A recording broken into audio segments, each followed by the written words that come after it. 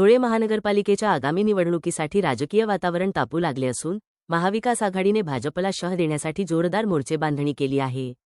धुळे महापालिकेवर महाविकास आघाडीचा झेंडा फडकवण्यासाठी शिवसेना ठाकरे गट, काँग्रेस आणि राष्ट्रवादी काँग्रेस शरदचंद्र पवार पक्ष हे तिन्ही प्रमुख पक्ष एकत्र आले आहेत। या संदर्भात महाविकास आघाडीच्या स्थानिक नेत्यांनी संयुक्त पत्रकार परिषद घेत धुळे महानगरपालिकेची निवडणूक एकत्रितपणे लढवण्याची महत्त्वपूर्ण घोषणा केली आहे।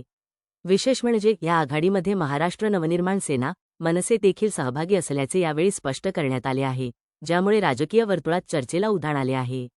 धुळे महापालिकेत गेल्या 5 वर्षांपासून असलेली भाजपची एकहाती सत्ता उलथवून लावण्याचा संकल्प महाविकास आघाडीच्या सर्व स्थानिक नेत्यांनी यावेळी बोलून दाखवला। ही निवडणूक पूर्ण ताकदीने लढवण्यासाठी आणि जागा वाटपाचा तिढा सोडवण्यासाठी लवकरच एक समन्वय समिती स्थापन करण्यात येणार आहे।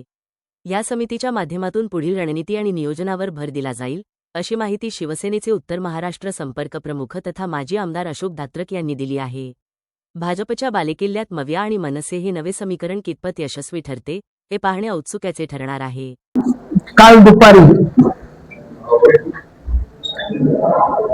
आम्ही सर्व प्रमुख पक्षाचे प्रतिनिधी एकत्र भेटून महाविकास आघाडी च्या रूपाने महानगरपालिकेला सामोरं जाण्याच्या बाबतीतला आमचा निर्णय झाला। राज्यात जो विषय सध्या चर्चेला जात होता, काँग्रेस पक्षाच्या वतीने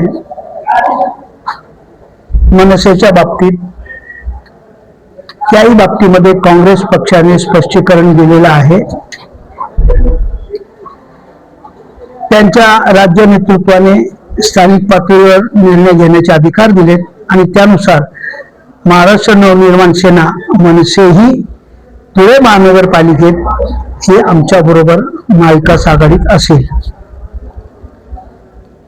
त्यानंतर हे महानगरपालिकेच्या निवडणुकीचं नेतृत्व खासदार सौभाग्यवती शोभाताई बच्छाव व अनिल अण्णा गोटे हे नेतृत्व करतील।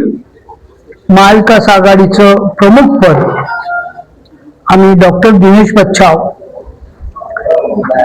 यांच्याकडे दिलेलं आहे। त्यानुसार एक सुकाणू समिती होईल। त्या सुकाणू समितीमध्ये तिन्ही प्रमुख पक्षाचे 3 सदस्य राहतील आणि ते 3 सदस्य एकत्र बसून त्याबद्दलचा निर्णय डॉक्टर बच्छावांच्या नेतृत्वाखाली घेतील आणि महानगरपालिकेला आम्ही भाजपाला आणि भाजपाचे जे सहयोगी सत्ताधारी पक्ष आहेत त्यांना सत्तेतून बाजूला करण्याचा प्रयत्न निश्चित करणार आहोत।